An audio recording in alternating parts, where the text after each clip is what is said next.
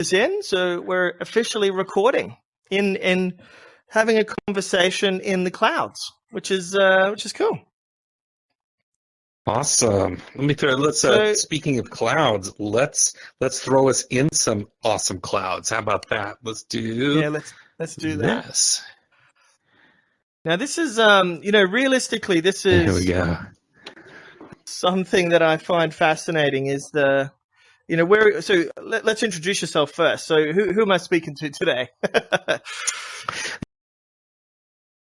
Development for immersive VR education. I've been on the team for about 3 years now. I got into VR about 2012, 2013, right, with the release of the Oculus Developer Kit. Yeah, okay, nice. Wow, 2012, so that's nearly 10 years now. And do the Meta is obviously changing the world. Do you think that's interesting that you came in from the Oculus Developer Kit and now, Meta is literally changing the commercial aspect? They have done a lot for VR, Facebook. Do you think? Oh, well, they've certainly, look at the distribution we have now, right? And the fact that our phones are ringing off the hook for the last 6 months has been absolutely insane. Well, ever since Mark made the big Meta announcement, right? That has really brought full attention around, even if people don't necessarily agree or even understand what the metaverse is, it certainly got their attention and they're asking questions and feeling like they need to figure it out, that it's something important to pay attention to. Yeah, that's a really interesting thing, because I'll be really transparent. Is I hate the word metaverse. I feel like it's a marketing hub point, right? Because this is one of the reasons why I wanted to podcast you like this. I don't even know what you call it. It's a conversation in virtual reality rather than a straight up podcast. But this concept of metaverse, we're in an application called Engage, but run me through what your perception of a metaverse is today, because I kind of think it doesn't exist. But give me your opinion about what this metaverse thing is.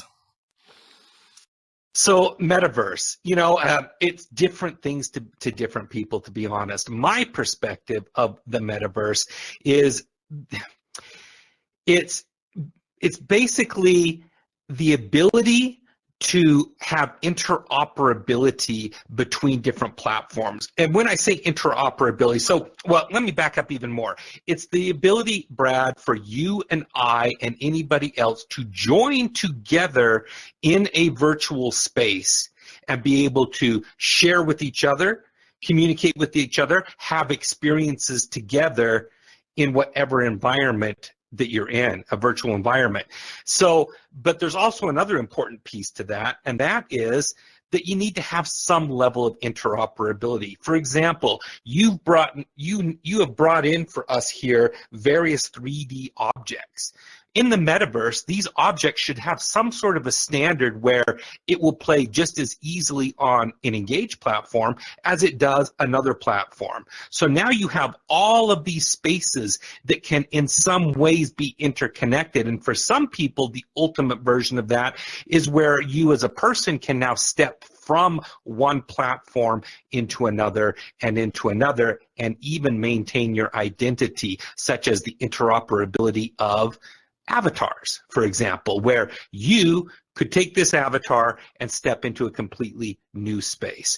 So it's kind of like the web is all connected. This is how we view experiential platforms to be, or experiential games, to all be connected in some way or easily accessible, just like cycling through web pages, but to also be able to take your content and even your identity from place to place.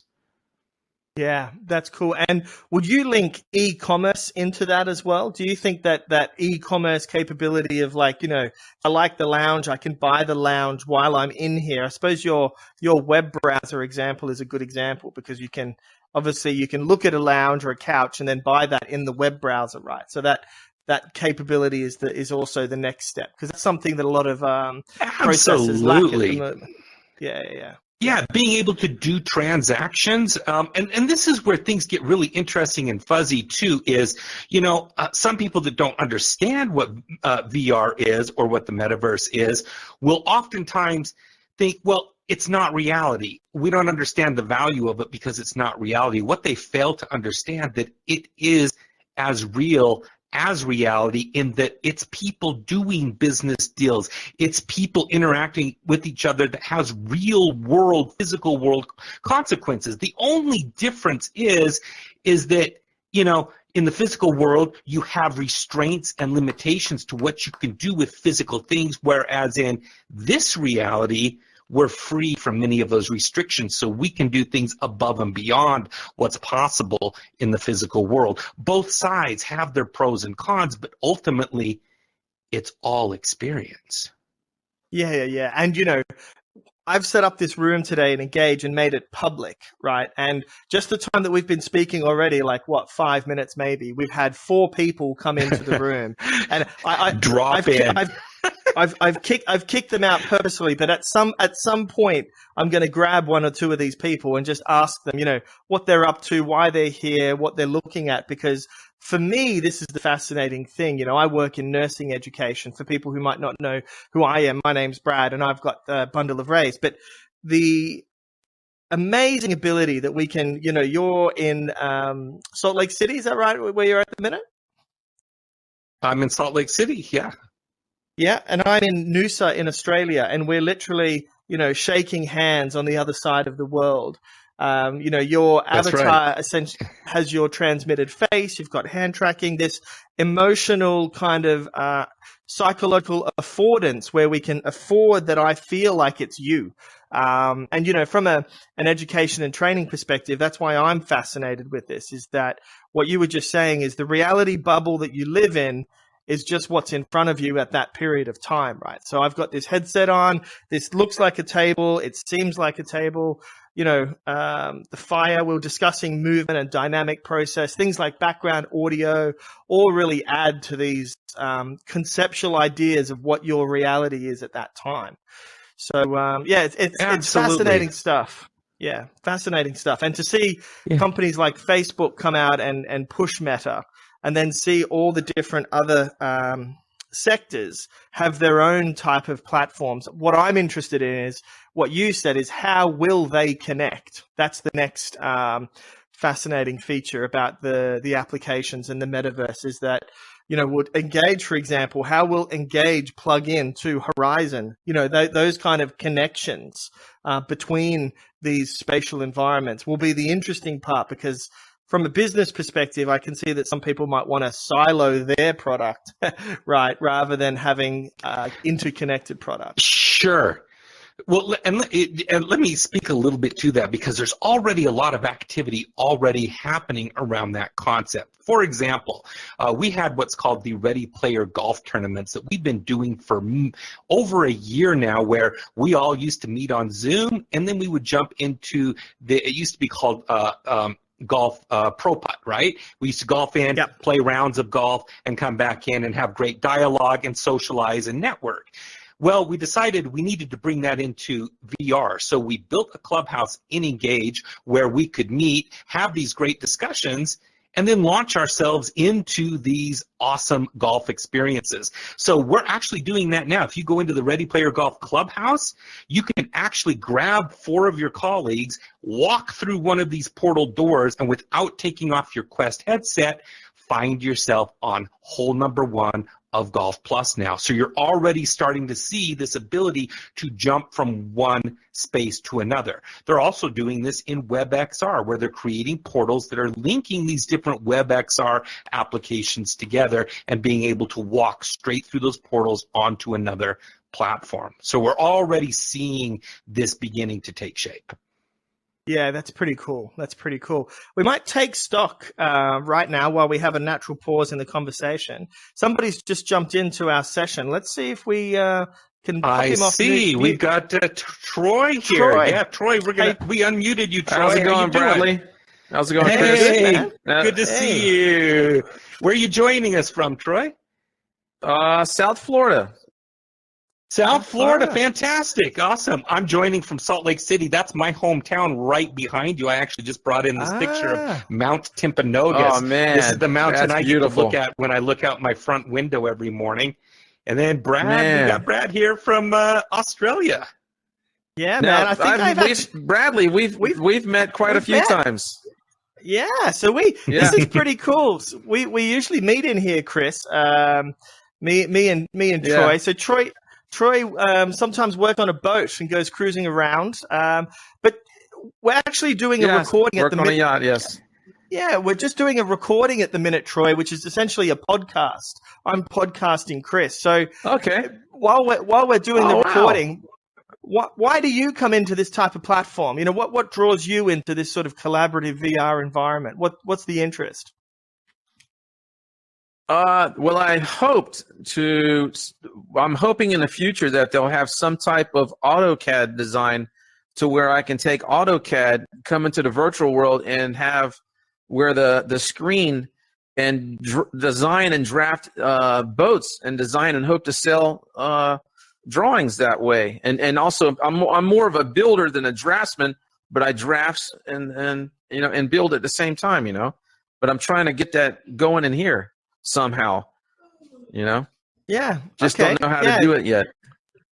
Yeah, so a design perspective. But, well, architecturally, right? They can pop up blueprints of buildings. So popping out Yeah. blueprints of boats Yeah. shouldn't be too far away. Yeah. Okay. If there was a way to take the screen on AutoCAD and somehow link it to the VR and actually be in the screen in the 3D, X, Y, and Z axis to do that, it'd be awesome. Well, the great news, but- Troy, is we're going to be able to support CAD drawings. In fact, some of this content that you see here, you see that Brad brought in this hand sculpture. That's a 3D model that he brought in custom into Engage. This is not part of the public access. So when you have an enterprise account like Brad does, you do actually have that Yeah. ability to bring in your FBXs, OBJs, CADs, all of that sort of content. Okay. Yeah. Man. Actually, while we're on that topic, Troy, take a seat, man. You can join us for the rest of the chat. We're probably going to be another 15 minutes, but sit down, relax. I brought right. these 3D models in on purpose. So that's one thing I find fascinating at the moment around virtual reality is that everybody is sort of understanding that you can have this spatial element, but what does having a 3D object really mean? This is a really interesting question, right?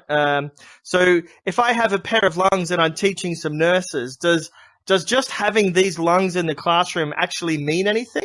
What are you finding, Chris, around how people are using this for education? Do you think, obviously we're at the beginnings of understanding what good teaching is, and what's your current thoughts about how people are leveraging the real, I call it the sizzle, about the learning in these processes? When you put a steak on the pan and it starts to sizzle and you get excited because you're hungry, that kind of enjoyment. And I think when you're learning and something sticks, you have that moment and someone explains something and you go, oh, I get it.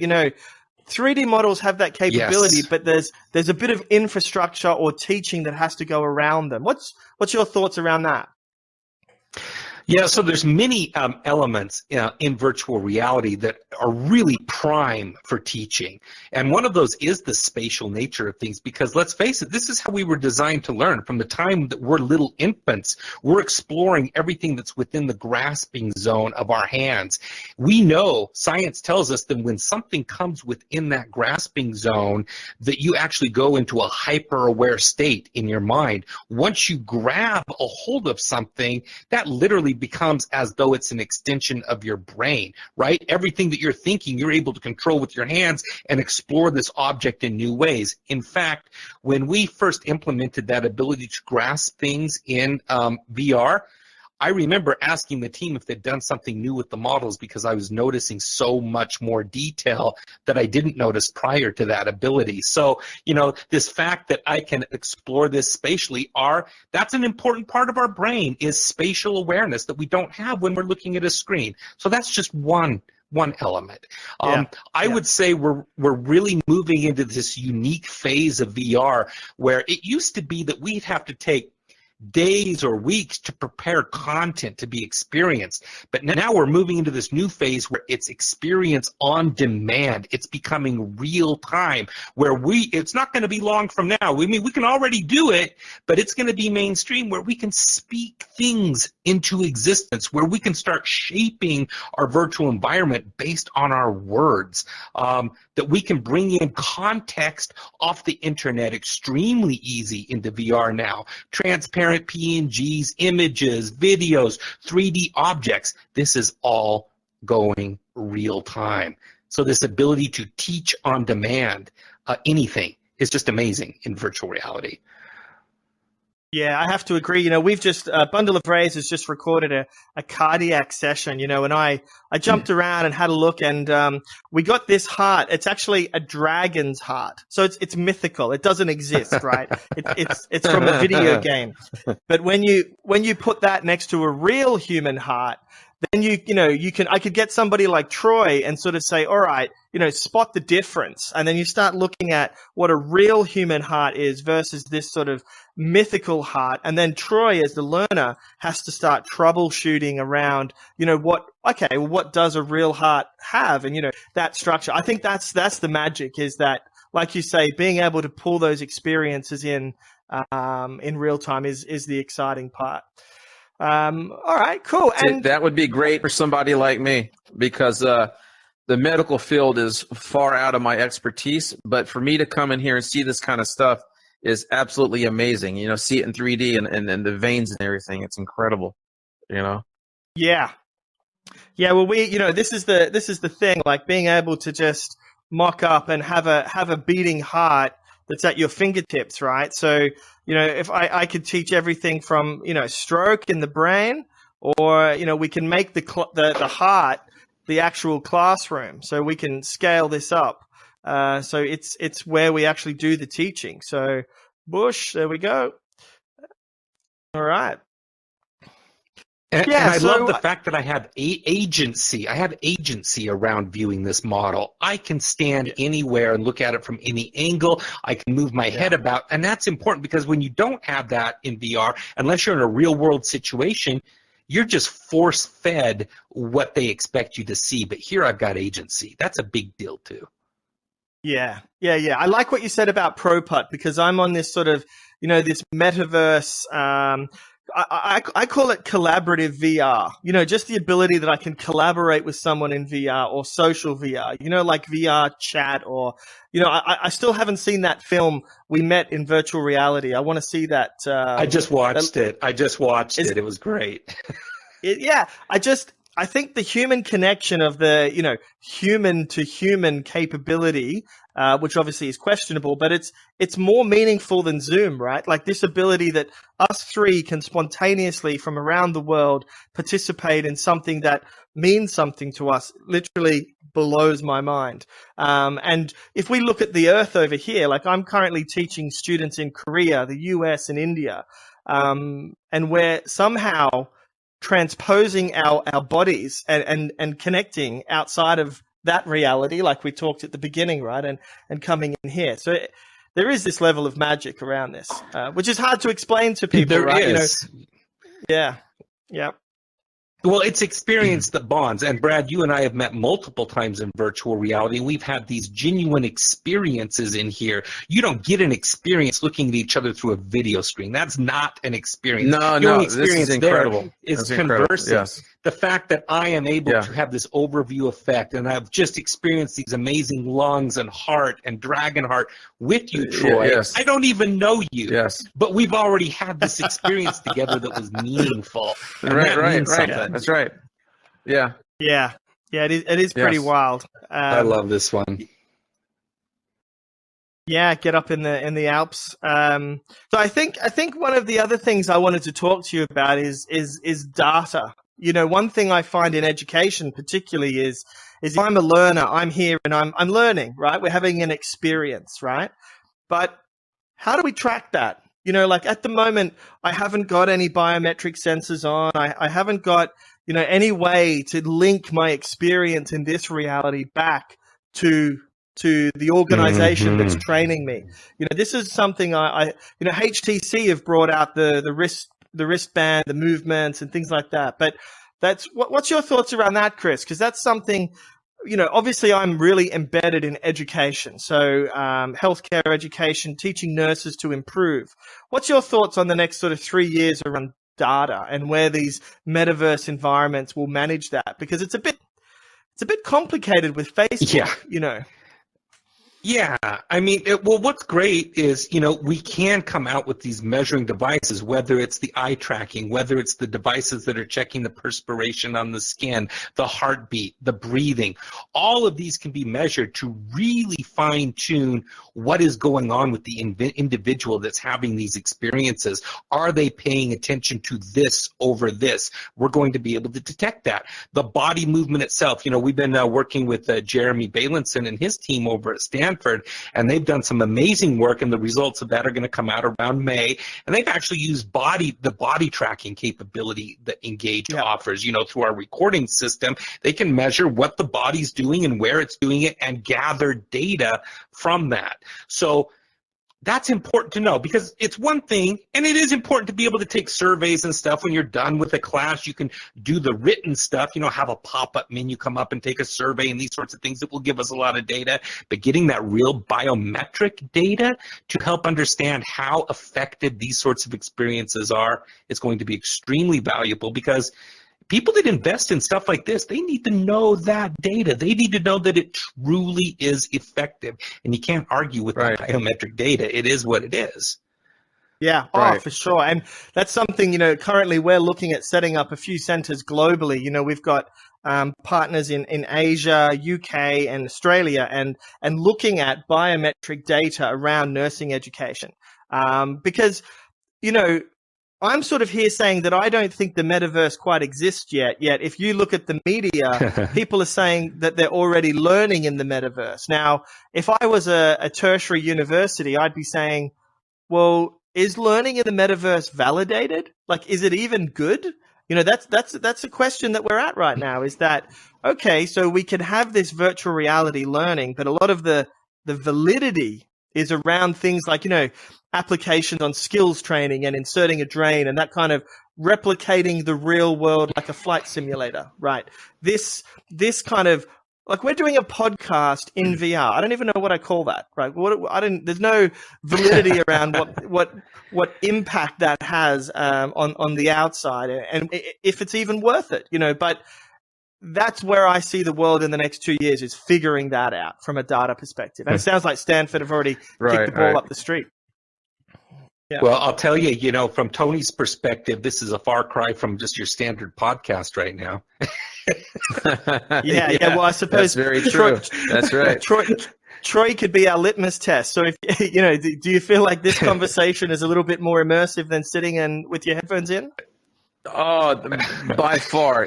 And Bradley, I would like to get with you at a later date, because my boss, I might have told you this before, but my boss is in the medical field and a very powerful person and owner of a cancer, Lynn Cancer Institute. She also has Lynn University. She's donates millions to all kind of charities and to the medical field. She's building a hospital. It's incredible. Okay, incredible what's going on. Disclosure: I wasn't pitching for work. Disclosure: this is complete coincidence. But thanks, Troy. That's nice of you to mention. All right. Well, I don't want to be in here for too long. I just wanted to conceptualize a few things. We've talked about the metaverse. We had a bit of a chat about 3D models. I think having Troy in here underlines my emphasis around collaboration, the power of that.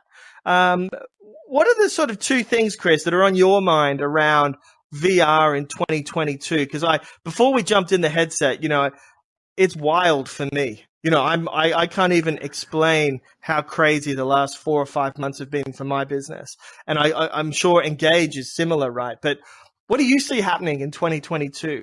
What's your sort of call out predictions? Okay, big prediction is product showcases, Service showcases inside of VR, I think it's going to be a real big deal where people can come down. Let's just get crazy here. Imagine BMW putting their lineup of vehicles in a platform like Engage. You come into the showroom, you get to sit in the car, you get to explore it, but even better, push that button, start the ignition, and bam, you're on a racetrack, driving that car down a racetrack, getting to see the features experientially. Chris, I don't want to stop you right there. I would love to take y'all to a race car track that I made in Engage. It's a car. It's a Tesla car you get in. I have a race car. It takes you on loops, and it's like entertainment. It takes you on loops, goes underground. It's a race car track that you can actually ride in Engage that I have made. It's incredible. We've got another 5 minutes, so what I'll do is I'll make you co-host, Troy, while we continue the conversation. Oh, actually, no, we can't, because if we change location, I need the recording to be in the one space, so we'll catch you up on that next time. Okay. The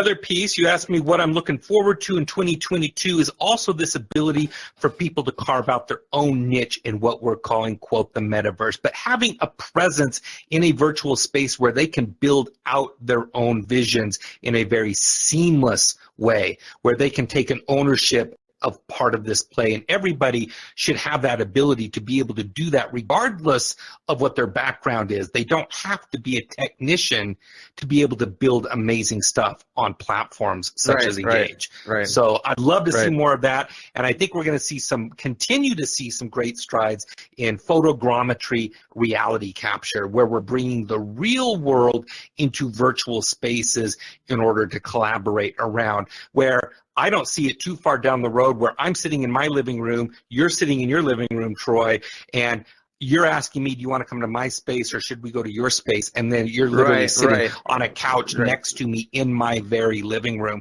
That's not that far away, where the headsets are scanning the environment that you're in, you're sharing that data, and you can go from one space to another.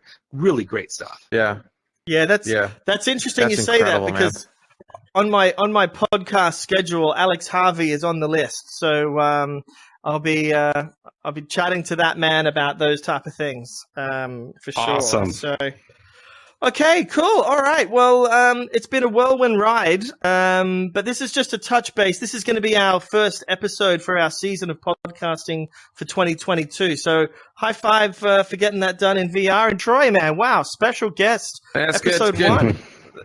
There we go, man. Thank you. No worries. Cool. All right.